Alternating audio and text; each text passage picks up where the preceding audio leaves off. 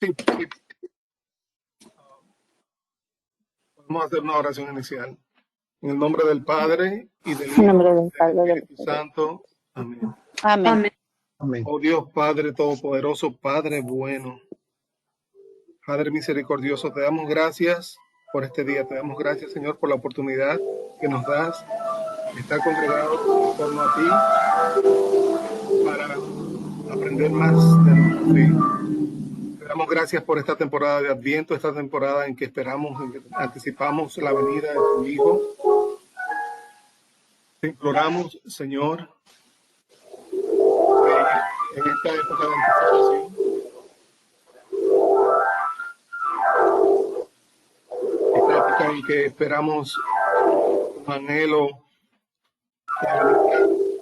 conmemoramos la venida de tu Hijo, tienes nuestra alma de alegría, de la alegría de saber que nuestro Salvador se acerca, pero que esa alegría permanezca para siempre con nosotros. Esa alegría de saber que nuestro Salvador viene a nosotros a nacer en un pesebre, en un establo, en un lugar donde se le da a comer, para dar a comer a los animales. Y Él viene también como comida espiritual para nosotros. Y que nuestras almas se preparen para recibir a nuestro Salvador, para recibirlo como se merece. También, ahora que vamos a celebrar el Día de Nuestra Señora de Guadalupe, que veamos en cada uno de nuestros hermanos el rostro de Jesús, que nos dé la sabiduría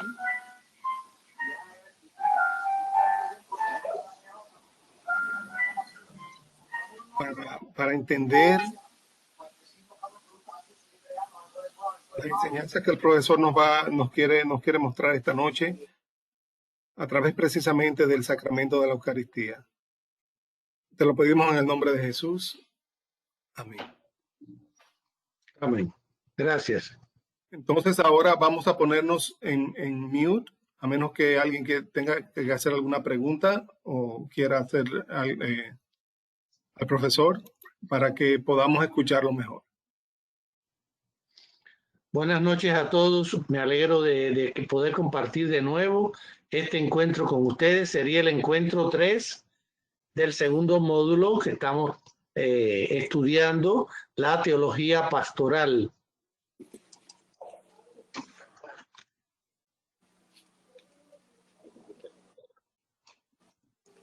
Y habíamos visto que estamos en el capítulo primero de esta parte de la teología pastoral, en la cual estamos viendo los sacramentos de la iniciación cristiana. Ya vimos el sacramento del bautismo, el sacramento de la confirmación, y esta noche tendremos la oportunidad de apreciar y de valorar el sacramento de la Eucaristía. Los números que están debajo son de dónde a dónde llega el sacramento. Y esta noche la vamos a dividir en 7 partes, como bien indica el propio catecismo de la Iglesia Católica. En primer lugar, veremos la Eucaristía, fuente y culmen de la vida eclesial. Luego, el nombre de este sacramento, de dónde proviene el nombre, Eucaristía. Después veremos la Eucaristía en la economía de la salvación, o sea, en el plan de Dios. Luego, la celebración litúrgica de la Eucaristía, que seguramente ustedes ya han apreciado esto en otros momentos de formación. Y luego veremos que el sacrificio del sacramento tiene 3 componentes principales. Es una acción de gracias, es un memorial y es una presencia. Luego veremos el banquete pascual y la Eucaristía como signo de la futura gloria. En primer lugar, es muy importante que Jesucristo, nuestro Salvador, en la última cena, fue el momento en que instituyó el sacramento de la Eucaristía. Él instituyó el sacrificio eucarístico de su cuerpo y su sangre para perpetuar por los siglos hasta su segunda venida, su vuelta, el sacrificio de la cruz y confiar así a su esposa amada, la Iglesia, el memorial de su muerte y resurrección, de la Pascua. Confiar a la Iglesia precisamente la celebración de esta Pascua durante toda la vida hasta que Él vuelva. Y a este sacramento, sacrificio eucarístico, es un sacramento de piedad, es un signo de unidad porque nos convocamos alrededor de Cristo, vivo en el altar. Es un vínculo del amor de Dios y también se le llama banquete pascual porque recibimos a Cristo. En el que se recibe a Cristo, el alma se llena de gracia y se nos da una prenda de la gloria futura. Esta última frase seguramente la han escuchado. Vamos entonces al número 1 del catecismo, la Eucaristía, fuente y culmen de la vida eclesial. Es el sacramento de los sacramentos. Perdón, que aquí hay una cosa metida en el medio. Oh.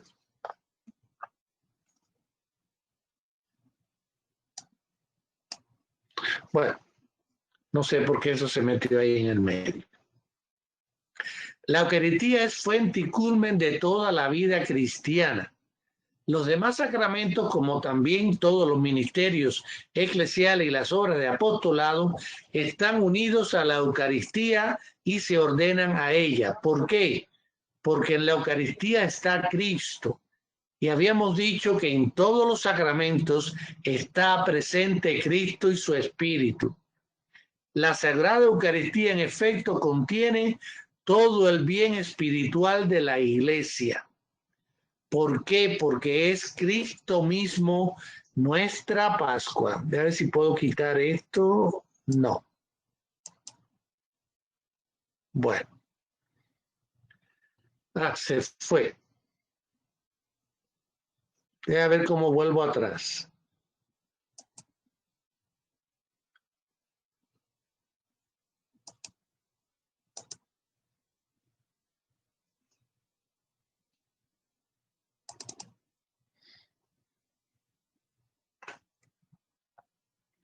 La comunión de vida divina y la unidad del pueblo de Dios sobre la que la propia Iglesia subsiste se significan adecuadamente y se realizan de manera admirable en la Eucaristía. En la Eucaristía se encuentra a la vez la cumbre de la acción por la que en Cristo Dios santifica al mundo y del culto que en el Espíritu Santo los hombres dan a Cristo y por él al Padre. O sea que hay una unidad de toda la Iglesia junto a Cristo en el momento que celebramos la Eucaristía. No solamente está en el altar el sacerdote, los diáconos, los monaguillos, está todo el pueblo de Dios, porque todos juntos le damos gloria a Dios y a través de la Eucaristía Dios santifica al mundo. Esto es muy importante. O sea que el hacer la Eucaristía, la celebración de la Eucaristía, Dios santifica al mundo porque contiene todo el bien espiritual de la Iglesia, es decir, Cristo, muerto y resucitado. El nombre del sacramento. ¿Cuál es el nombre del sacramento? Allí se ve uno de los nombres del sacramento en esa foto, la fracción del pan. pero vamos a ir etimológicamente a la palabra.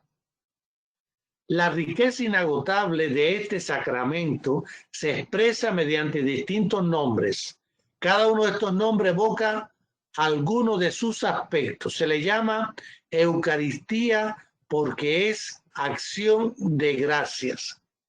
La palabra Eucaristein del griego significa dar gracias y eulogein, que está unido a la propiamente Eucaristía, significa hablar bien, de alabar, celebrar. Recuerdan las bendiciones judías que proclamaban, sobre todo durante la comida, las obras de Dios, la creación, la redención y la santificación. También se le llama banquete del Señor, porque se trata de la cena del Señor que el Señor celebró con sus discípulos el primer Jueves Santo, la víspera de su pasión y de la anticipación del banquete de bodas del Cordero en la Jerusalén celestial. También se le llama fracción del pan y es parte del rito que hace el sacerdote. La hostia grande que consagra el sacerdote junto al resto de las demás hostias, ¿no? Él la parte, porque propiamente el banquete judío, como un signo del compartir, de la fraternidad, que es utilizado por Jesús cuando bendecía y distribuía el pan como cabeza de familia, sobre todo en la última cena, y partió el pan y se lo dio a sus discípulos. También se le llama al sacramento asamblea eucarística, porque la Eucaristía es celebrada en la asamblea de los fieles, es expresión visible de la Iglesia. También se le llama memorial de la pasión y de la resurrección, porque allí se celebra la Pascua, la muerte al mal y la resurrección a una nueva vida que la abre Cristo cuando resucita. Y eso lo celebramos en cada Eucaristía. También se le llama santo sacrificio, porque actualiza el único sacrificio de Cristo. Incluye la ofrenda de la iglesia, o también santo sacrificio de la misa, sacrificio de alabanza, sacrificio espiritual, sacrificio puro y santo, puesto que completa y supera todos los sacrificios de la antigua alianza. También se le llama comunión. ¿Por qué? Porque por este sacramento nos unimos a Cristo, que nos hace partícipes de su cuerpo y de su sangre para formar un solo cuerpo. Se le llama también las cosas santas, en el sentido primero de la comunión de los santos, de que habla el símbolo de los apóstoles. Se le dice también el pan de los ángeles, el pan del cielo, medicina de inmortalidad. Recordemos que el mismo Cristo dijo: yo soy el pan vivo que ha bajado del cielo. También se le llama viático cuando se le lleva a las personas, sobre todo en estado de gravedad. Se conoce también este sacramento con el nombre de Santa Misa, porque la liturgia en la que se realiza el ministerio de salvación se termina con el envío de los fieles a presentar a Cristo al mundo, a fin de que cumplan la voluntad de Dios en la vida cotidiana. Como ven, esa cantidad de nombres, cada uno tiene un significado. Recuerden lo que vimos cuando estudiamos los sacramentos, el sacramento en sentido general. El sacramento es un signo visible y un signo invisible. En la Eucaristía el signo visible, ¿cuál es? El pan y el vino. ¿Cuál significado tienen? Por la obra de Dios, porque Dios es todopoderoso, Y si Él creó el mundo, ¿cuánto más puede convertir ese pan y ese vino en el cuerpo y la sangre de Jesucristo? Es un cambio de sustancia. Un cambio de sustancia. Los signos del pan y del vino. Le voy a pedir a alguien, por favor, que pueda leer el número 1333. Un voluntario o voluntaria. ¿Puedo? Sí, adelante. En el corazón de la celebración de la Eucaristía se encuentran el pan y el vino que, por las palabras de Cristo y por la invocación del Espíritu Santo, se convierten en el cuerpo y la sangre de Cristo. Fiel a la orden del Señor, la Iglesia continúa haciendo en memoria de Él hasta su retorno glorioso. Lo que Él hizo la víspera de su pasión, tomó pan, tomó el cáliz, lleno de vino. Al convertirse misteriosamente en el cuerpo y la sangre de Cristo, los signos del pan y del vino siguen significando también la bondad de la creación. Así, en el ofertorio, damos gracias al Creador por el pan y el vino, fruto del trabajo del hombre, pero antes, fruto de la tierra y de la vid, dones del Creador. La Iglesia ve en el gesto de Melquisedec, rey y sacerdote, que ofreció pan y vino, una prefiguración de su propia ofrenda. Gracias. Gracias a usted, Hilda. Bueno, pues allí vemos cómo precisamente los signos visibles son el pan y el vino. Pero el significado profundo que tienen es la presencia real de Cristo, que se convierte, como dice allí el texto, misteriosamente en el cuerpo y la sangre de Cristo. Continuamos y esto lo vamos a repetir muchas veces.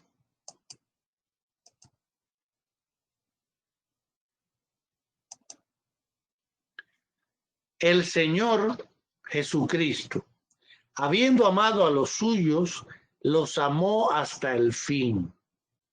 Sabiendo que había llegado la hora de partir de este mundo para retornar a su Padre, en el transcurso de una cena les lavó los pies y le dio el mandamiento del amor para dejarles una prenda de este amor. Esto es muy importante para no alejarse nunca de los suyos y hacerles partícipes de su Pascua. O sea que Jesús instituye la Eucaristía con este objetivo, para dejarles una prenda de este amor, para no alejarse nunca de los suyos y hacerles partícipes de su Pascua. Por eso instituye la Eucaristía como memorial de su muerte y de su resurrección, y ordenó a sus apóstoles celebrarlo hasta su retorno, constituyéndoles entonces en sacerdotes del Nuevo Testamento, porque recordemos que había los sacerdotes judíos. Los sacerdotes judíos, recuerden también que eran de la familia sacerdotal. El padre el hijo heredaba del padre el ser sacerdote, el nieto lo heredaba del papá o sea que no era como ahora, ¿no? Por una vocación, por una institución de Dios. En este caso, Jesucristo a los apóstoles los constituye en sacerdotes, y por eso habla el catecismo del Nuevo Testamento, el sacerdote de la nueva alianza, Jesucristo y su pueblo. Muy importante, muy importante. Y repito esto, para dejarles una prenda de este amor, para no alejarse nunca de los suyos y hacerles partícipes de su Pascua. Este número yo les sugiero que vuelvan de nuevo a leerlo porque es sumamente importante y significativo. Los tres evangelios sinópticos y San Pablo nos han transmitido el relato de la institución de la Eucaristía. Y San Juan, que no es de los sinópticos, relata las palabras de Jesús en la sinagoga de Cafarnaúm, palabras que preparan la institución de la Eucaristía. Cristo se designa a sí mismo como el pan de vida, bajado del cielo. Yo soy el pan de vida que ha bajado del cielo. Y Jesús escogió el tiempo de la Pascua para la Pascua judía. Fíjense, esa Pascua, él escoge el tiempo de la Pascua judía para realizar la Pascua de la nueva alianza con su muerte y resurrección. Pero escoge el tiempo de la Pascua judía, que eran esas comidas para celebrar la salida de Egipto y todo lo demás, y realizar lo que había anunciado en Cafarnaúm, dar a sus discípulos su cuerpo y su sangre. Y ahí relata todo esto, no lo voy a leer. Esta parte sí dice: con ansia he deseado comer esta Pascua con ustedes antes de padecer, porque les digo que ya no la comeré más hasta que haya su cumplimiento en el reino de Dios. Y tomó pan, dio gracias, muy importante esta parte, dio gracias a Dios, lo partió, la fracción del pan, y se lo dio diciendo: esto es mi cuerpo que va a ser entregado por ustedes. Hagan esto, dio ese mandato en recuerdo mío. Otros textos dicen en memoria mía. De igual modo, este cáliz es la nueva alianza, es mi sangre que va a ser derramada por ustedes. Vean allí la foto del momento de ese primer Jueves Santos en que Jesús da de comer por primera vez la Eucaristía a los apóstoles. Al celebrar la última cena con los apóstoles, en el transcurso de ese banquete pascual, Jesús dio su sentido definitivo a la Pascua judía. Cambió el sentido de la Pascua judía.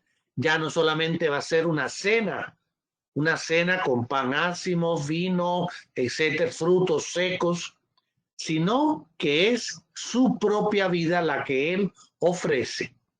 En efecto, el paso de Jesús a su Padre por la muerte y resurrección, la Pascua nueva, ya no la Pascua judía, es anticipada en la cena y celebrada en la Eucaristía, que da cumplimiento a la Pascua judía y anticipa la Pascua final de la Iglesia en la gloria del reino.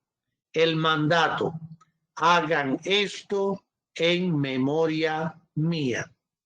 El mandamiento de Jesús de repetir sus gestos y sus palabras hasta que venga, hasta que vuelva, no exige solamente acordarse de Jesús y de lo que hizo.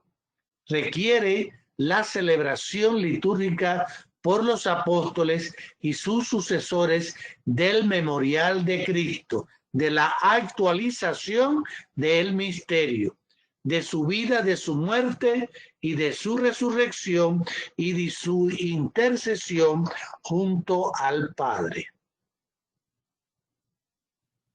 La Iglesia, comenzando precisamente por los apóstoles, fue fiel a la orden del Señor y ha sido fiel siempre a la orden del Señor. Desde el comienzo, la iglesia fue fiel a la orden del Señor de la iglesia de Jerusalén, que se dice, acudía en Hechos 2, ahí lo pueden después leer, acudían asiduamente a la enseñanza de los apóstoles, fieles a la comunión fraterna, a la fracción del pan y a las oraciones, acudían al templo todos los días con perseverancia y con un mismo espíritu. Sin embargo, partían el pan por las casas, en las pequeñas iglesias domésticas, y tomaban el alimento con alegría y con sencillez de corazón. El templo judío no era el lugar apropiado para celebrar la Eucaristía. ¿Cuál era este lugar? Las casas de los cristianos. Era todo el primer día de la semana, es decir, el domingo, el día de la resurrección de Jesús, cuando los cristianos se reunían para partir el pan. Así, de celebración en celebración, anunciando el misterio pascual de Jesús hasta que vuelva, el pueblo de Dios peregrinante camina por la senda estrecha de la cruz hacia el banquete celestial, donde todos los elegidos se sentarán en la mesa del reino. Como ven ustedes, nosotros estamos siendo fiel a esta primera Pascua. Hemos sido fiel, la iglesia ha sido fiel desde los apóstoles y sus sucesores. ¿Quiénes son los sucesores de los apóstoles? Los obispos. Y los obispos encomiendan a los sacerdotes la celebración de la Eucaristía, actualizar el misterio para que Cristo sea realmente el centro de nuestra vida en la Eucaristía, para que cumpla esta palabra que es el culmen de la vida de la iglesia. Es lo más importante de la vida de la iglesia, porque es Cristo presente en medio de nosotros para santificarnos, para darnos esa gracia de Dios. Vamos a ver ahora de manera un poquito rápida la misa de todos los siglos. ¿Qué cosa es esto? Y ahora lo vamos a ver.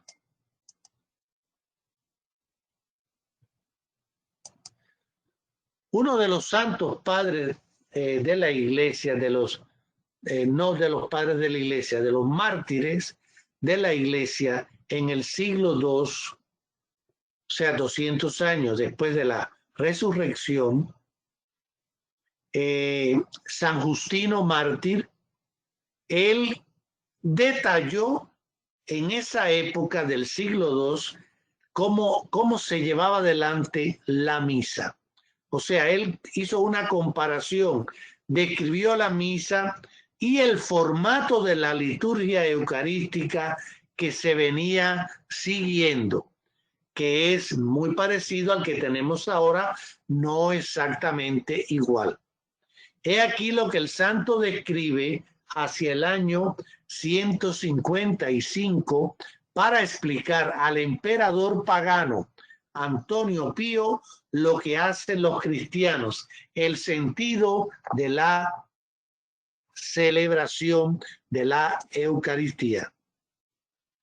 Y aquí yo hice una tablita, ¿no? De lo que dice San Justino, es lo que está a la derecha, y de la misa actual nuestra, que está aquí a la izquierda. Dice domingo, convocatoria a la misa. Y lo que dice San Justino, déjame ver si lo puedo bajar un poquito porque no lo puedo leer. Ay, perdón. Bueno, dice, el día que se llama Día del Señor tiene lugar la reunión eucarística. Todos los que habitan en la ciudad o en el campo. Esa es la misa que describe San Justino. Él dice, primero se leen las memorias de los apóstoles y los escritos de los profetas, tanto tiempo como sea posible. ¿Nosotros qué hacemos? Leemos las lecturas y el Evangelio. Luego, cuando el lector ha terminado, dice San Justino, el que preside toma la palabra para incitar y exhortar a la imitación de tan bellas cosas. Aquí nosotros a esto le llamamos predicación. Luego nos levantamos todos juntos y oramos por nosotros y por todos los demás donde quiera que estén, a fin de que seamos hallados justos en nuestra vida y nuestras oraciones y seamos fieles a los mandamientos para alcanzar así la salvación eterna. Y aquí entonces, ¿nosotros qué hacemos? La oración de los fieles que se hace después de la predicación del sacerdote. Luego, cuando termina esta oración, dice San Justino, nos besamos unos a otros. Este sentido del beso indica el sentido de la paz, de la alegría, de la fraternidad, del desearnos la paz de Dios. Luego se lleva, dice San Justino, se lleva al que preside a los hermanos pan y una copa de agua y de vino mezclados. El presidente los toma y eleva alabanza y gloria al Padre del universo por el nombre del Hijo y del Espíritu Santo y da gracias largamente porque hayamos sido juzgados dignos de estos dones. Esto es lo que para nosotros es la consagración. Cuando terminan las oraciones y la acción de gracias, todo el pueblo presente pronuncia una aclamación diciendo amén. La plegaria eucarística que termina cuando el sacerdote dice por Cristo, con Él y en Él, a Dios Padre Todopoderoso, en la unidad del Hijo y del Espíritu Santo, y todo el pueblo dice amén, que es cuando el diácono toma el cáliz y el sacerdote la hostia, los dos la suben y allí se canta o se dice amén. Aquí ese es el final y luego viene el rito de la comunión para nosotros. Para San Justino dice, cuando el que preside así ha hecho la acción de gracias y el pueblo le ha respondido, los que entre nosotros se llaman diáconos distribuyen a todos los que están presentes pan, vino y agua, eucaristizados, o sea, convertidos en el cuerpo y la sangre de Cristo, y también los llevan a los ausentes. Este cuadrito más otra cosa, otro más que tengo allí, explicaciones que no están en el catecismo exactamente, yo se los voy a mandar al diácono para que él se los haga llegar a ustedes. Y entonces aquí vamos a ver esta parte que es la celebración propiamente, que tiene dos partes. Ustedes saben que la Eucaristía tiene dos partes. La reunión, la liturgia de la palabra con las lecturas, la homilía y la oración. Y la liturgia eucarística que comienza en el ofertorio con la presentación del pan del vino, la acción de gracias consecratoria, la comunión. Juntas constituyen, esto es importante, un solo acto de culto. No se puede dividir. En efecto, la mesa preparada para nosotros en la Eucaristía es a la vez la palabra de Dios y la del cuerpo del Señor. Recuérdense, no se advierte aquí el mismo dinamismo del banquete pascual de Jesús resucitado con los discípulos. en el camino les explicaba las escrituras, luego sentándose a la mesa con ellos, tomó el pan, pronunció la bendición, lo partió y se lo dio. Recuerden a los de Emaús. El desarrollo de la celebración. Todos se reúnen, todos los cristianos se reúnen, acuden al lugar de la asamblea eucarística y a su cabeza está Cristo mismo, que es el actor principal de la Eucaristía. Él es sumo sacerdote de la nueva alianza. Todos tienen parte activa en la celebración, cada uno a su manera. Los lectores, los que llevan las ofrendas, los que dan la comunión y el pueblo entero, cuyo amén que acabo de decir al final de la plegaria eucarística manifiesta su participación. O sea, no solo el sacerdote celebra, todos celebramos la Eucaristía. Cuando el diácono está junto al sacerdote, el diácono es un también celebrante.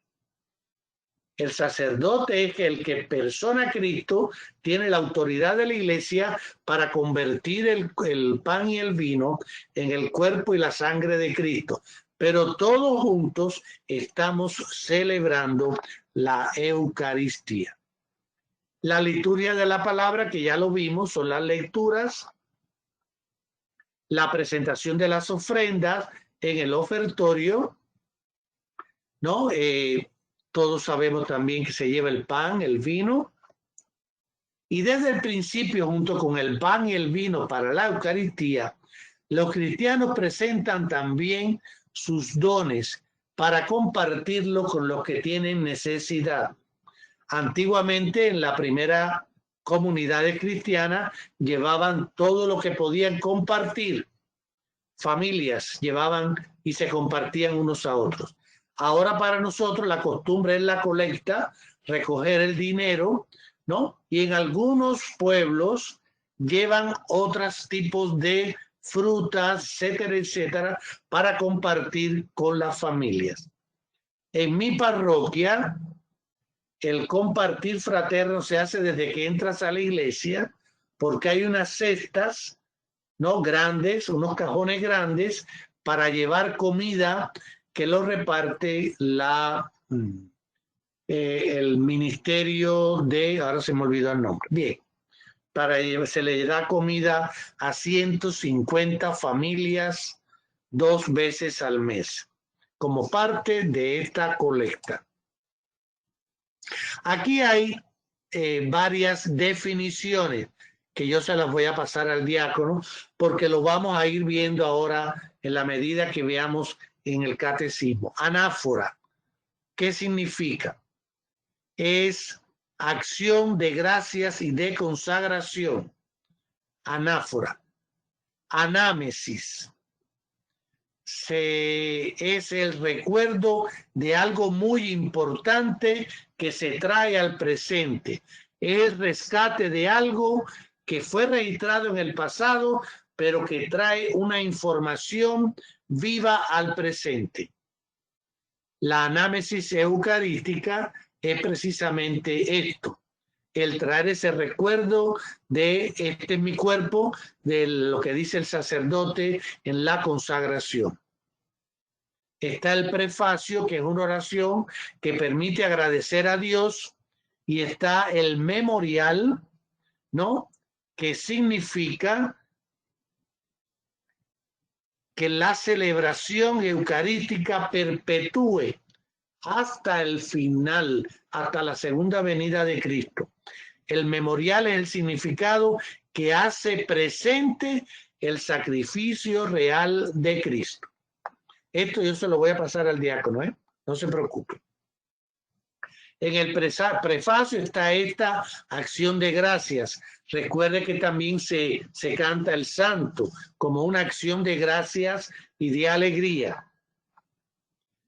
En la epíclesis, que es esta acción de gracias también, la intervención, esto lo habíamos visto en encuentros pasados. La epíclesis se pide la intervención del Padre que envíe su Espíritu Santo con su poder sobre el pan y el vino para que se conviertan por el poder de Dios en el cuerpo y la sangre de Cristo. Y que quienes toman parte en la Eucaristía sean junto con Él un solo cuerpo y un solo espíritu. Esto forma parte en la consagración. En el relato de la institución, esas palabras que repite el sacerdote, ¿no?, son las que provocan la petición de la intervención de Dios. En el análisis que sigue, se recuerda la memoria de la pasión y resurrección y del retorno glorioso de Cristo entre nosotros. Y en las intercesiones también se pide por los difuntos, se pide por el Papa, se pide por los obispos, los diáconos y por todo el pueblo de Dios para que Él acompañe, ayude e intervenga, le dé la gracia.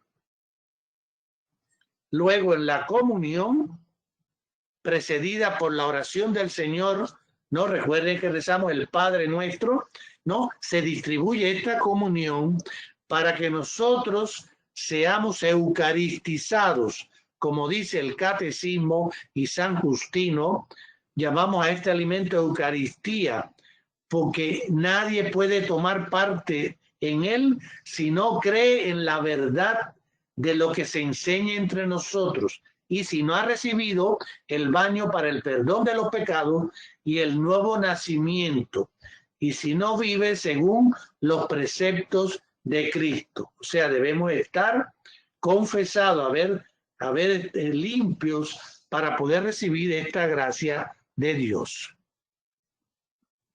Bien, ahí vimos de manera rápida lo que es como tal la celebración y el significado que tiene. Ahora este sacrificio sacramental, la celebración propia de la Eucaristía, dijimos que era acción de gracias, ¿no? La anáfora, memorial, presencia viva de Cristo, ¿no?, en medio de nosotros. Cumplimos este mandato del Señor celebrando el memorial de su sacrificio, o sea, la actualización de la Pascua. Al hacerlo ofrecemos al Padre lo que Él mismo nos ha dado, los dones de la creación, el pan y el vino, convertidos por el poder del Espíritu Santo y las palabras de Cristo en el cuerpo y la sangre del mismo Cristo.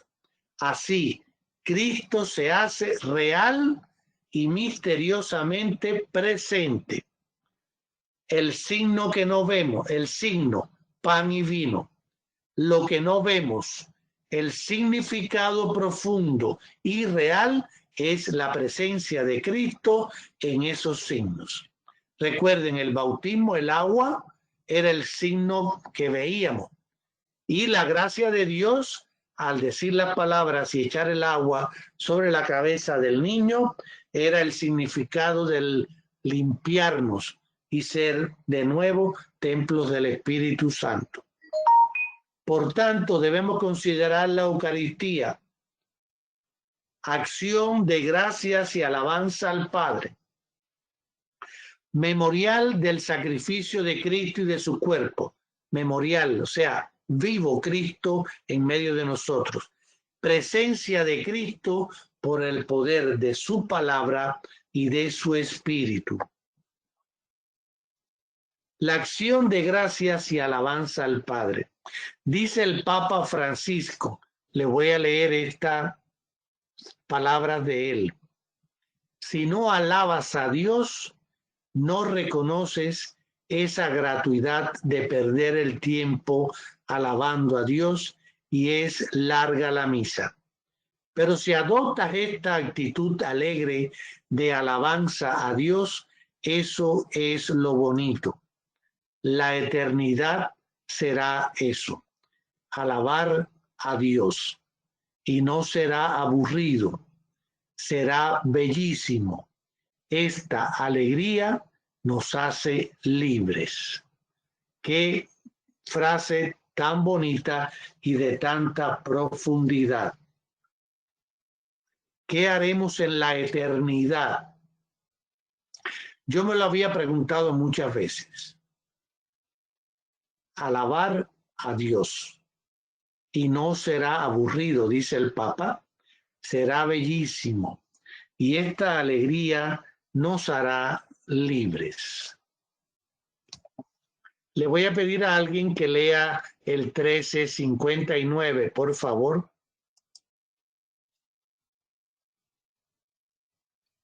¿Puedo? Adelante. Dice, la Eucaristía sacra realizada por Cristo en la cruz es también un sacrificio de alabanza en acción de gracias por la obra de la creación. En el sacrificio eucarístico, toda la creación amada por Dios es presentada al Padre a través de la muerte y resurrección de Cristo. Por Cristo, la Iglesia puede ofrecer el sacrificio de alabanza en acción de gracias por todo lo que Dios ha hecho de bueno, de bello y de justo en la creación y en la humanidad. Muchas gracias. Muchas gracias. Le pido por favor que apaguen su micrófono. Aquí MP, no sé quién es. MP, ya, gracias. Bien, como ustedes ven, como acabamos de escuchar, perdón, ¿no? Es el sacramento de nuestra salvación. Recuérdense que la muerte y resurrección de Cristo nos abrió el camino de la salvación.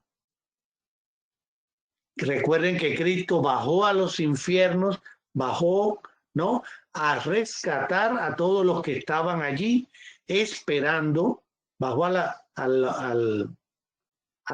centro donde estaban, ¿no?, todos los que habían muerto antes, ¿no?, para llevarlos con él a la vida eterna, aquellos que merecían ser llevados a la vida eterna, ¿no? Es un sacramento de salvación, de salvación. Es alabanza, acción de gracias por todo lo que Dios ha hecho de bueno, de bello y de justo en la creación y en la humanidad, porque Dios sigue actuando en la humanidad.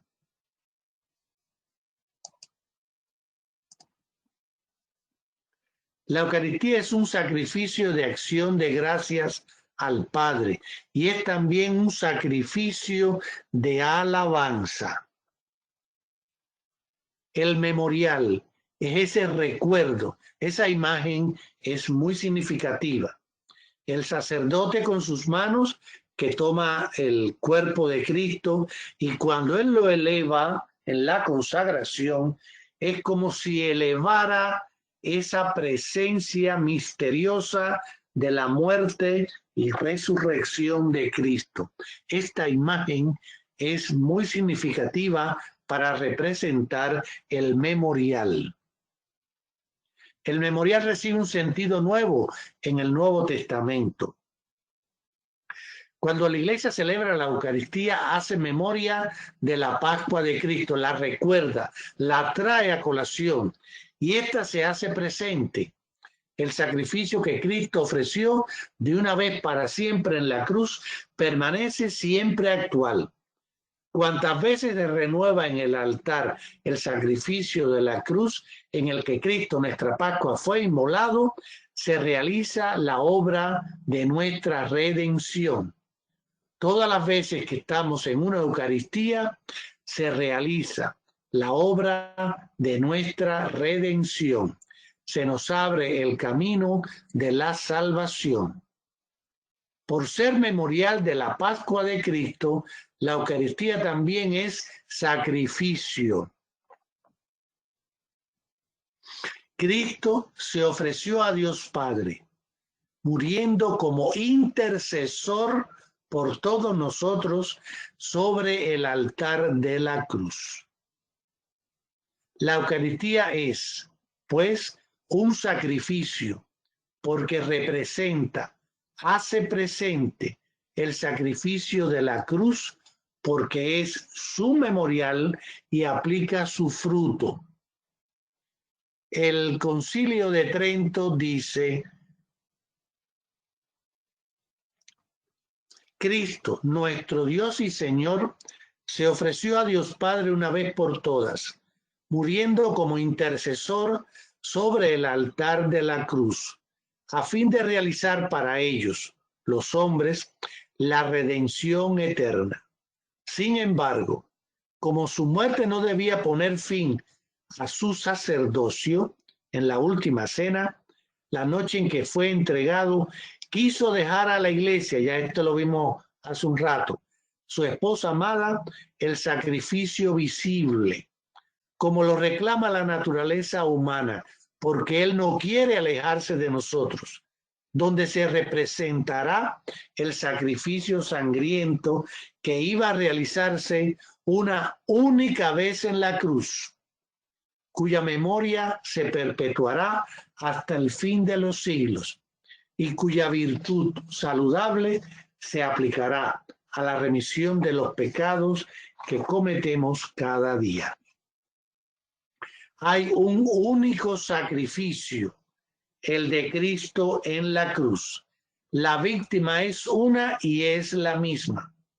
Y puesto que en este divino sacrificio que se realiza en la misma, se contiene e inmola incruentamente. Ahí le puse lo que significa, sin derramamiento de sangre. Es el mismo Cristo que en el altar de la cruz se ofreció a sí mismo una vez de modo cruento, o sea, derramando su sangre. Este sacrificio es verdaderamente propiciatorio. ¿Qué quiere decir la palabra propiciatorio? Es algo que tiene la virtud de hacer propio, favorable, especialmente ante la divinidad. Una víctima propiciatoria es la víctima de un sacrificio efectuado con fines favorables. Por eso se dice que es verdaderamente propiciatorio. La vida de los fieles, su alabanza, su sufrimiento y su oración y su fruto de trabajo se unen a los de Cristo y a su total ofrenda. Esto lo vimos al principio. Todos celebramos, todos nos unimos para alabar, para sufrir junto con Cristo en la cruz. O sea, el sufrimiento nuestro es el sufrimiento de nuestros pecados, de haber ofendido a Dios. Ofrecemos nuestra oración, nuestro esfuerzo, no la importancia de hacer el esfuerzo, de estar presente en la celebración y del esfuerzo de seguir a Cristo haciendo el bien. Toda la iglesia se une a esta ofrenda y a la intercesión de Cristo. Y el obispo del lugar es siempre el responsable de todas las Eucaristías que se realicen, incluso cuando es presidida por un sacerdote. El nombre del obispo se pronuncia en ella para significar su presidencia de la iglesia particular. Por eso se habla y se dice el nombre del obispo en la Eucaristía. A las ofrendas de Cristo se unen no solo los miembros que están todavía aquí en la tierra, sino también los que ya están en la gloria del cielo, la comunión de los santos.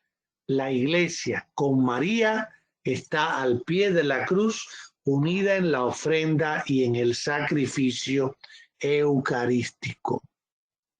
Este sacrificio es también ofrecido por los difuntos que han muerto en Cristo y todavía no están plenamente purificados, para que puedan entrar en la luz y la paz de Cristo.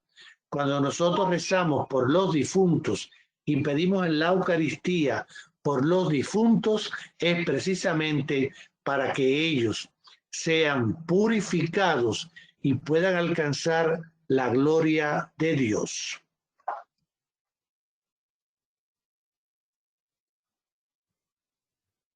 La presencia de Cristo está en la Eucaristía por el poder de su palabra y del Espíritu Santo. Él intercede por nosotros. Él está presente de múltiples maneras en la iglesia. ¿Dónde está presente Cristo? En su palabra, en la sagrada palabra de Dios. Él está presente en la oración de la iglesia. Recordemos esa frase de Mateo, donde estén 2 o 3 reunidos en mi nombre, ahí estoy yo en medio de ellos. Esta noche, 3 de diciembre del 2020, Cristo está unidos en este encuentro que tenemos nosotros de formación, de saborear las cosas de Dios. Cristo está presente aquí, ahora, con nosotros. Él está presente en los pobres, los enfermos, los presos, en los sacramentos de los que Él es autor, en el sacrificio de la misa y en la persona del ministro, pero sobre todo está presente bajo las especies eucarísticas. Esta presencia de Cristo se denomina real, no a título exclusivo, sino por excelencia. Santo Tomás dice, en el Santísimo Sacramento de la Eucaristía están contenidos verdadera, real y sustancialmente el cuerpo y la sangre junto con el alma y la divinidad de nuestro Señor Jesucristo y por consiguiente Cristo entero. Esta presencia, dice Santo Tomás de Aquino, se denomina real, no a título exclusivo, como si las otras presencias no fuesen reales, sino por excelencia, porque es substancial, sustancia de Cristo es lo que está allí. Y por ella es Cristo mismo, Dios y hombre. Se hace totalmente presente. Pero su eficacia y su gracia provienen de Dios. Así, San Juan Crisóstomo, uno de los padres de la Iglesia, de la patrística, declara: no es el hombre quien hace que las cosas ofrecidas se conviertan en cuerpo y sangre de Cristo. O sea, no es el sacerdote o el obispo, por ser hombres y por haber estudiado, que hace que las cosas se conviertan en cuerpo y sangre de Cristo, sino Cristo mismo. El sacerdote actúa in persona Christi, que fue crucificado por nosotros. El sacerdote, figura de Cristo, pronuncia estas palabras. Pero su eficacia y su gracia provienen de Dios. Es Dios quien convierte el pan y el vino en el cuerpo y la sangre de Cristo. Esto es mi cuerpo, dice. Esta palabra transforma las cosas ofrecidas, pero es Dios quien, por su eficacia y su gracia, las transforma. Y San Ambrosio, otro padre de la Iglesia, respecto a esta conversión, dice: estemos bien persuadidos de que esto no es lo que la naturaleza ha producido, sino lo que la bendición de Dios ha consagrado, y de que la fuerza de la bendición supera a la de la naturaleza, porque por la bendición la naturaleza misma resulta cambiada. Y dice él, continúa diciendo, la palabra de Cristo, que pudo hacer de la nada lo que no existía, la creación, ¿no podría cambiar las cosas existentes en lo que no eran todavía? Porque no es menos dar a las cosas su naturaleza primera que cambiársela. Por eso esta es la fuerza de la bendición de Dios, quien cambia todo esto. Y así también se habla de esta transubstanciación en esta manera en que hablan los padres de la iglesia. El sagrario es el lugar donde se guarda esta presencia de Cristo en la Eucaristía. Por eso el sagrario debe estar colocado en un lugar digno de la iglesia. Debe estar construido de tal forma que subraye y manifieste la verdad de la presencia real de Cristo en el Santísimo Sacramento. La mesa es el altar. Lo que está detrás es el tabernáculo y allí está,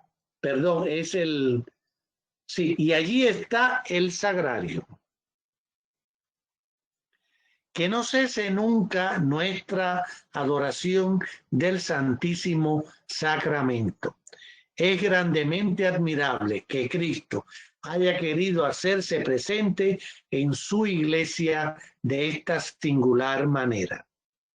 En efecto, en su presencia eucarística permanece misteriosamente en medio de nosotros, como quien nos amó y se entregó por nosotros, y se queda bajo los signos que expresan y comunican este amor. La iglesia y el mundo tienen una gran necesidad del culto eucarístico. Jesús nos espera en este sacramento del amor. Es muy importante la celebración de la adoración eucarística. Yo recuerdo que conocí a unas monjas en México que se dedican solamente a la adoración eucarística. Ellas van, durante todo el día, hay 4 monjas de rodillas delante de la Eucaristía. Y hay iglesias en que siempre está presente la Eucaristía. Son iglesias, por ejemplo, conozco en Guadalajara la iglesia de la que le llaman expiatoria, la iglesia expiatoria, donde allí la Eucaristía siempre está presente, 24 horas, el templo abierto, con personas, laicos, que tienen creada un ministerio para la adoración eucarística. Qué importante sería que nosotros creáramos ministerios para la adoración eucarística, porque la iglesia, como dice el catecismo, y el mundo tienen una gran necesidad de Cristo. Aquí en el 1381, San Cirilo declara: no te preguntes si esto es verdad, sino acoge más bien con fe las palabras del Salvador, porque Él, que es la verdad, no miente.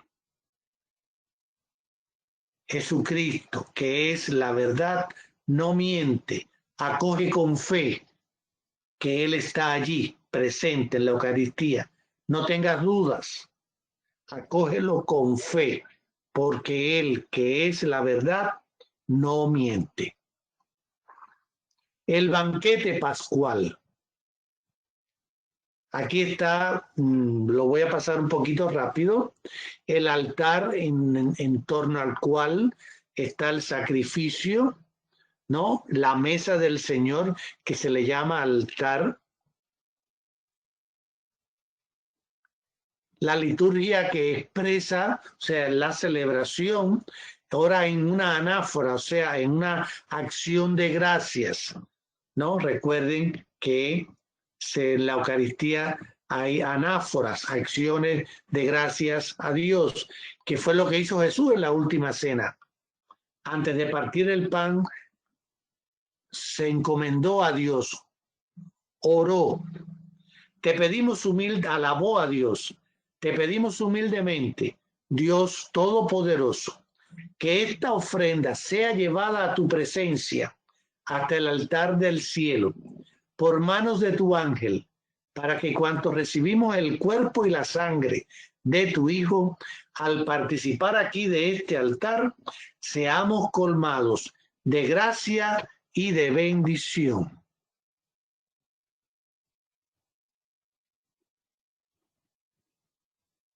El Señor nos dirige esta invitación urgente para recibirlo en el sacramento de la Eucaristía. En verdad les digo, si no comen de la carne del Hijo del Hombre y no beben su sangre, no tendrán vida en ustedes. Porque recuerden que Él dijo, yo soy el pan vivo bajado del cielo. Por tanto, Jesús mismo se nos entrega para que, para ser junto con nosotros una sola vida, para lograr hacer como decía San Pablo, no soy yo quien vive, es Cristo quien vive en mí. Pero indudablemente que para recibirlo es importante, como dice el 1385, examínese pues cada cual y coma entonces del pan y beba del cáliz. Pues quien come y bebe sin discernir el cuerpo, come y bebe su propio castigo. Quien tiene conciencia de estar en pecado grave debe recibir el sacramento de la reconciliación antes de acercarse a comulgar. También hay un ayuno prescrito por la Iglesia, por lo menos una hora antes no debes comer nada. Y también es importante la actitud corporal con la cual yo voy a ir a la celebración de la Eucaristía. Dice el catecismo, los gestos que yo voy allí a tener, el vestido, no puedo ir allí a dormir. Hay personas que se duermen, están cansados, bueno, han trabajado mucho y se duermen. O el viejito que se duerme. Hay personas que van a veces indebidamente vestidas. O sea, debemos de ir limpios, ropa limpia, con zapatos, como ponen los hombres, ¿no? Debemos ir bien presentados porque vamos a tener un encuentro con la presencia viva de Cristo. Otro elemento que está en el 1388, lo voy a pasar. Se puede comulgar 2 veces el mismo día. Lo dice el catecismo de la Iglesia Católica. Esto es muy importante. El 1390. Gracias a la presencia sacramental de Cristo bajo cada una de las especies, la comunión bajo la sola especie de pan ya hace que se reciba todo el fruto de gracia propio de la Eucaristía. No es necesario comulgar bajo las 2 especies. Por razones pastorales, dice el catecismo, esta manera de comulgar se ha establecido legítimamente como la más habitual en el rito latino, que es el que nosotros seguimos.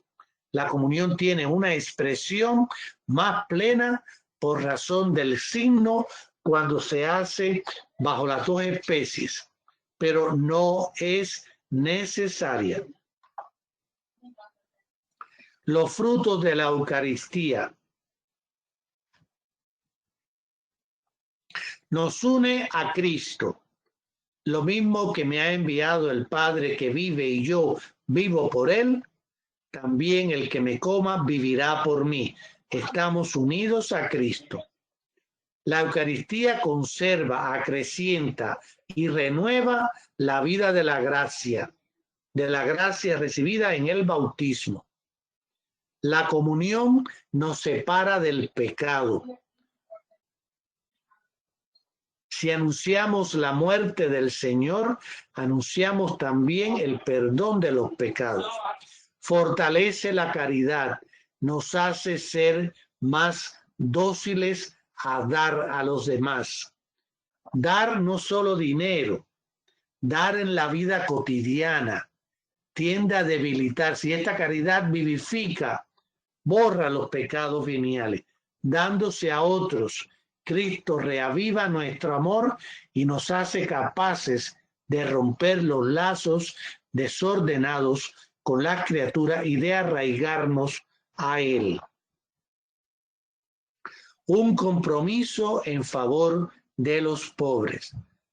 Reconocer a Cristo en los más pobres, en los más necesitados.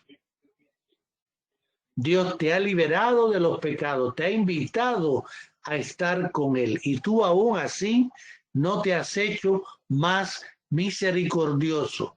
Y recuerden que misericordia significa darle al otro lo que no se merece. Colmados de gracia y de bendición, la Eucaristía es el signo de la futura gloria. Oh sagrado banquete, en que Cristo es nuestra comida, se celebra el memorial de su pasión, el alma se llena de gracia y se nos da la prenda de la gloria futura. Es presencia de la prenda de la gloria futura. Bien. Me encantaría, me haría muy feliz que como reacciones alguno de ustedes dijera a los demás y a mí qué ha sido lo que más le llamó la atención. Y después poder, pues si alguien tiene preguntas, pues también puede hacer preguntas. Pero primero, quiero saber qué les llamó más la atención.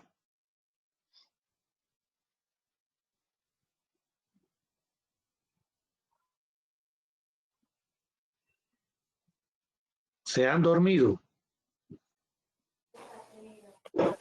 A mí, sí, Maribel. Adelante, Maribel.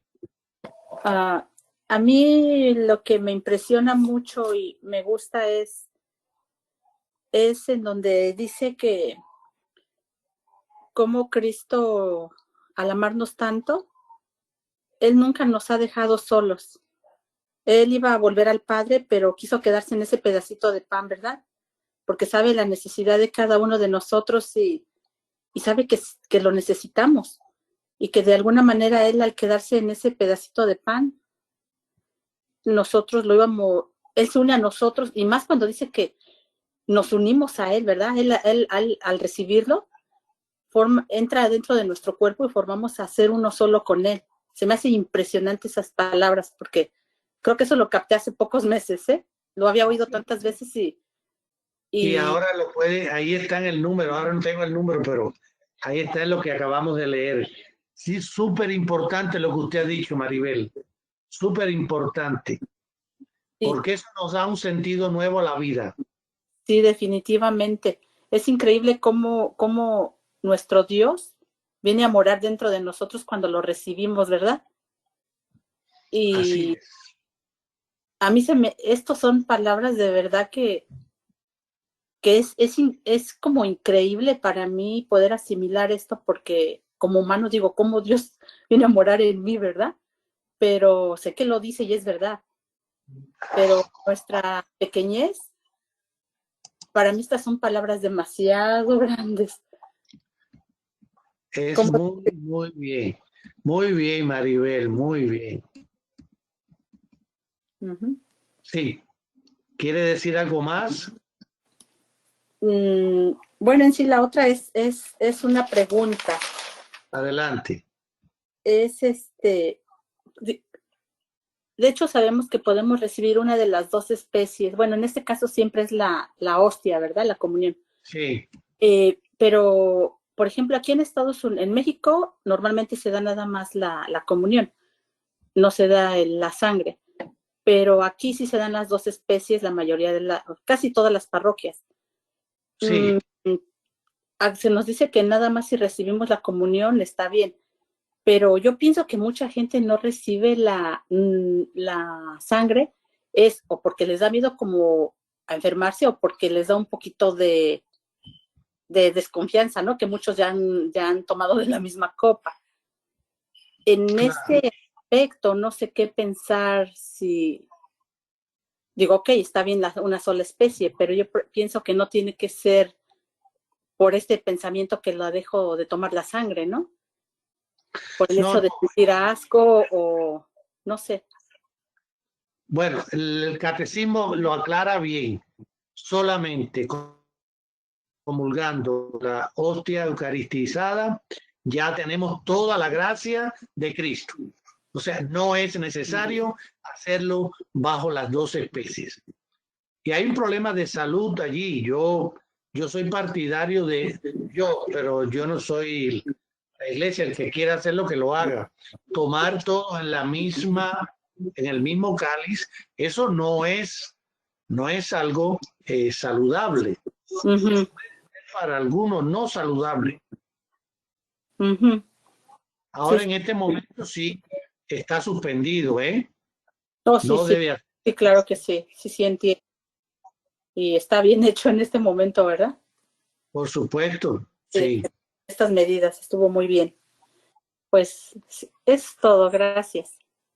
Gracias, Maribel. Profe, ¿Quién más? profe, Adelante. haciendo una aclaración o acotación a eso, algunos sacerdotes en mi tierra y alguno aquí en Alabama moja el cuerpo de Cristo en la sangre y se lo da al fiel. No los deja tomar de la copa, moja en la copa y se los da.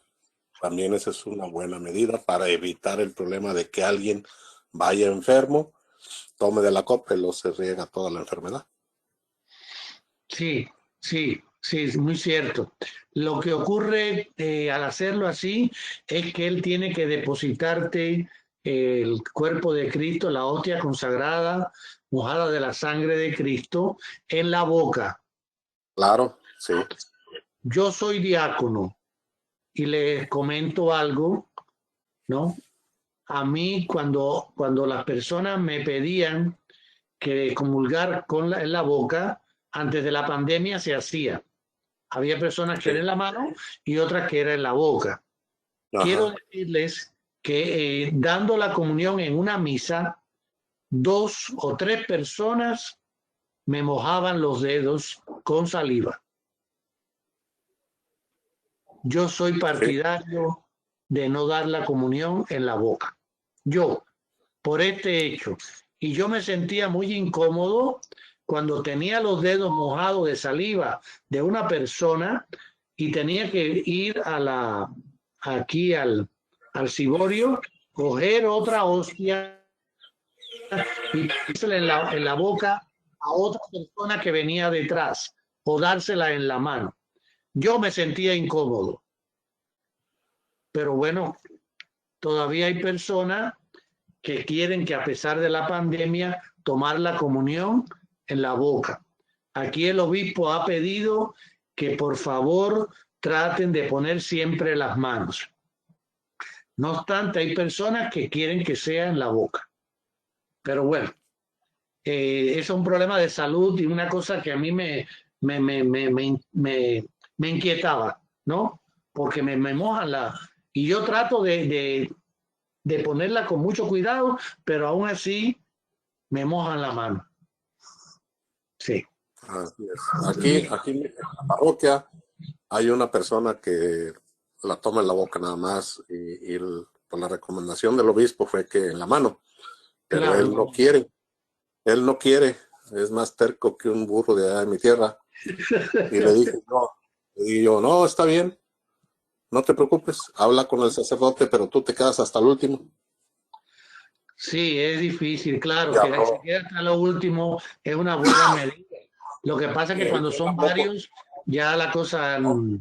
ya la cosa se pone. Él habló con el sacerdote y sí se la da en la boca, pero sí, hasta el último lo digamos, ya que no hay nadie. Claro, claro, porque sí, sí. Pero eso es cuestión Pero por el también sentido de, común te dice, claro, el claro, sentido común te dice que no debes tomarla en la boca. Sentido no, y común. además es una orden de la diócesis, pues no tenemos que ser Claro, desobedientes. claro, por supuesto. Sí, sí. Bien, gracias. Gracias, gracias. ¿Alguien más que pueda decirme qué le llamó la atención?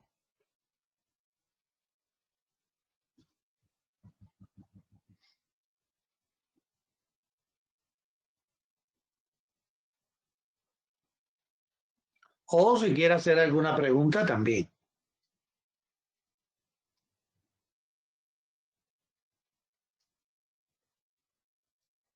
Por aquí es como pregunta o comentario acerca de cuando el sacerdote dice, esto es mi cuerpo que será entregado por vosotros, ¿verdad? Antes escuchaba que decía por todos los hombres y ahora como que cambió un poquito, porque no todos los hombres quieren recibir el cuerpo de Cristo, No, pero ¿verdad? No. todos están llamados a recibirlo. Ajá, pero ahora ya Pueden- dicen ya no dice como por todos los hombres, ya dicen otra palabra, como no sé, algunos. Se me No, olvidó ahorita la palabra que dice exacta. tomad y comed Ajá, todo cuando dice esto es mi cuerpo que será esto es mi entregado por cuerpo vosotros, que será derramado por todos vosotros. por todos vosotros. Ajá, pero ya Es no es por por todos. todos los hombres, ya, sino que Pero dice otra palabra. todos vosotros o todos los hombres tiene el mismo sentido. O sea, la Eucaristía y la institución de los sacramentos, recordemos que Cristo es el Redentor, el Salvador de toda la humanidad. Ajá. De Sí, todo. dice, y por muchos. Ya O no sea, es por todos, ya no, dice, derramó por muchos para remisión de los pecados. el sentido, aunque diga muchos o diga todos, el sentido siempre va a ser el mismo. El sentido siempre va a ser que es para toda la humanidad. Cristo Porque el vino, Cristo siempre los llama. exactamente, Cristo vino para toda la humanidad. El Okay. bautismo, que es el primer sacramento de la iniciación cristiana, Jesucristo que les dijo, vayan, ¿no? Y bauticen a todos los pueblos. Todos los pueblos. No dijo bauticen al pueblo judío o a los samaritanos. Dijo bauticen a todos los pueblos. Este sentido de salvación universal está presente en toda acción de la iglesia. O sea, cualquier cosa que se haga en nombre de Cristo y más la Eucaristía, que es otro sacramento, ¿no? Es para toda la humanidad. Para toda la humanidad. Que lo acepte, por supuesto. Bueno, por supuesto, hay personas que no la aceptan, claro, pero el hecho de la Pascua, la muerte y la resurrección, que es lo que estamos viviendo allí en ese momento, Cristo presente para todos.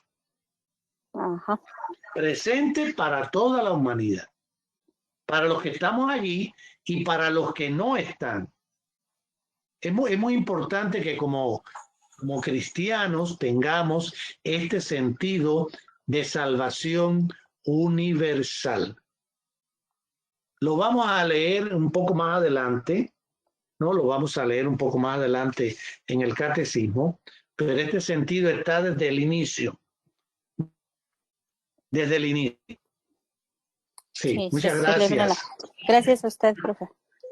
Profesor, también con respecto a la pregunta de Hilda, en nuestra arquidiócesis, y yo creo que en todas las diócesis de aquí de Estados Unidos, bueno, hay algunas parroquias, y a mí me tocó servir recientemente en una parroquia donde hay un misal ya un poquito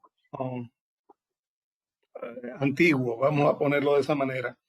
Pero en general se está usando acá la traducción en la lengua española, según la tercera edición típica latina del misal romano decretado por el Concilio Vaticano II y revisado por el Papa Juan Pablo II. Y en esta edición lo que dice es: tomen y coman todos de él, porque este es mi cuerpo que será entregado por ustedes. Y luego, también cuando él eleva el cáliz, dice el sacerdote: tomen y beban todos de él, porque este es el cáliz de mi sangre, sangre de la alianza nueva y eterna que será derramada por ustedes y por muchos para el perdón de los pecados. Hagan esto en conmemoración mía. Pero, como bien dice usted, Jesucristo murió por todos nosotros, por toda la humanidad, por todos los que existieron, los que vivieron antes de que Él viniera al mundo, y por todos los que hemos nacido después de su muerte. Esa es la razón por la que Él Así descendió a los infiernos, para rescatar a los que se portaban bien, a los justos, por decir. Sí, así mismo es. Así es. Gracias. Gracias, Hilda. Bien, buenos días. Si no hay otra pregunta, ¿sí hay otra pregunta? Yo. Adelante. Ok. Ahorita me acabo de acordar que cuando tiene la comunión el sacerdote, un pedacito de la hostia la deposita en la copa. Dentro. Sí. ¿Esa comunión qué quiere decir? Es el gesto de que sea una sola cosa. El cuerpo de Cristo en la cruz, ¿no? Vertió de su costado agua junto con la sangre. Recuerden, ¿verdad? Uh-huh. Y el cuerpo de Cristo, Él cuando lo da de comer, Él dice: este es mi cuerpo. Y como la hostia como que representa el cuerpo y el vino la sangre. Es como para darle este sentido de que es una sola cosa. Oh, ok. Uh-huh. Gracias.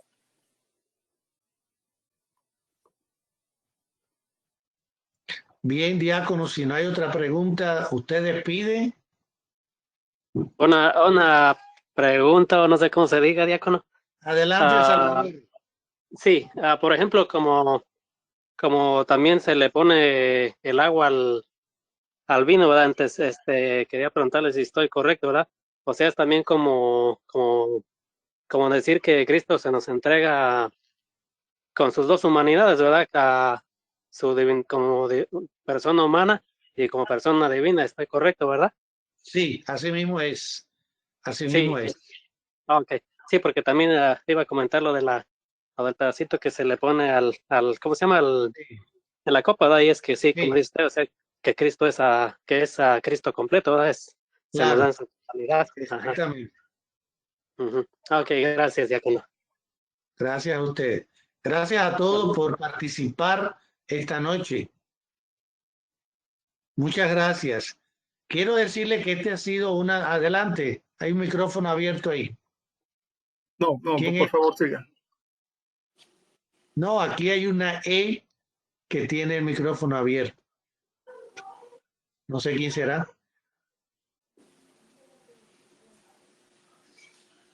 Esa es Estela. Estela, ¿quiere comentar algo? Oh, no, nada, gracias, estoy bien. Muy entendible todo, de verdad. Muchas gracias. Bueno, Estela, gracias a usted. Bueno, diácono, entonces si usted quiere despedir. Por favor, ¿por qué no nos da usted la bendición final? Ok.